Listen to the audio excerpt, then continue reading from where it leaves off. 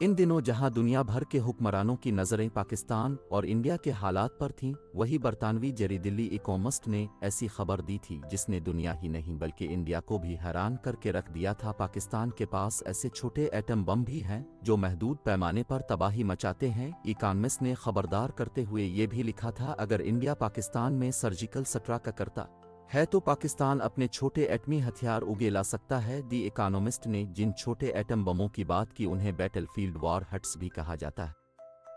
ये क्या चीज़ है? उन्हें यूं समझ ले कि उन्हें तोपखाने के गोले की तरह इस्तेमाल किया जा सकता है, यानी दुश्मन फौज बहुत बड़ी तादाद में हो और किसी महाज पर जंग चल रही हो और इसमें कामयाबी नामुमकिन दिखाई दे रही हो, तो फिर इस महाज पर दुश्मन फौज का सफाई करने और जंग जीतने के लिए तब पाकिस्तान का एक छोटा एटम बम भी काफ़ी होगा। छोटे एटम बम रखने का एक फ़ायदा ये भी है कि अगर दुश्मन किसी इलाके पर कब्जा कर चुका हो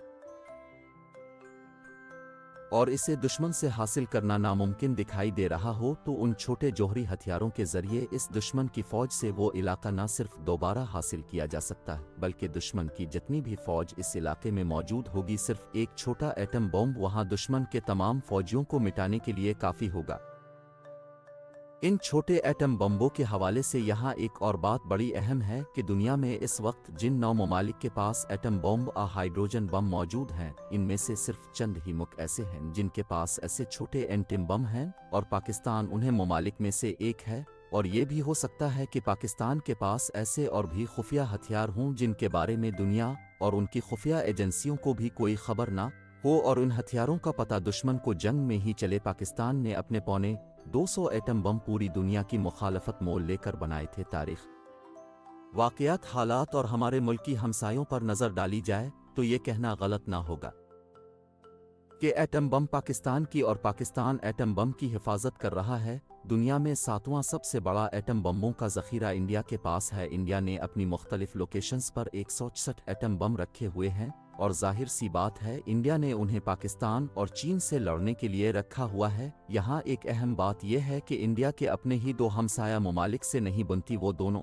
ही एटमी सलाहियत रखते हैं। इसका मतलब यह हुआ कि अगर आप इंडिया में हैं या पाकिस्तान में हैं तो हम एटम बम्बों के हवाले से दुनिया के सबसे ख़तरनाक इलाके में रहते हैं, जहां एक छोटी सी भी गलती करोड़ों लोगों की जिंदगियां खत्म कर सकती है। इंडिया के बाद नंबर आता है इसराइल का। एक रिपोर्ट में ये बात सामने आई है कि इसराइल ने खामोशी से अपने पास 90 एटम बम रखे हुए हैं, लेकिन अमेरिका के 39 सदर यानी जिमी कार्टर तो अलग ही दावा करते हैं। तो फिर इसराइल के पास 150 एटम बम हैं और हो सकता है कि जिमी कार्टर का ये दावा किसी हद तक ठीक भी हो, क्योंकि अमेरिका और इसराइल की खुफिया एजेंसियों के आपस में गहरे ताल्लुकात हैं। एटम बम हासिल करने में कामयाब होने वाले सिर्फ यही उठमुठ नहीं बल्कि एक मुल्क और भी है और वो है नॉर्थ कोरिया। जी हाँ, ये दुनिया का वो मुल्क है जिसके पास सबसे कम एटम बम है यानी 30, लेकिन अगर उनमें भरी हुई तबाही को समझा जाए तो फिर ये बहुत ज़्यादा है।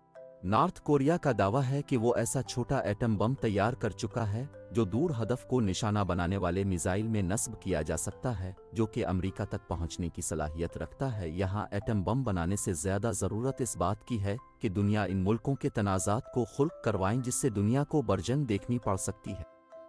जिसने ज़मीन पर एटम बमों की बरसात हो रही हो और ज़मीन पर सिर्फ आगे आग बरस रही हो, लेकिन एक लम्हे के लिए फ़र्ज़ करें कि अगर ऐसा सच में हो जाए कि ज़मीन पर एटम बम बरस रहे हों और उनसे निकलने वाली आग इस ज़मीन को अपनी लपेट में ले रही हो, तो फिर ज़मीन पर इंसानों की ज़िंदगी कैसी होगी? क्या कहीं कोई ज़िंदा बच पाएगा?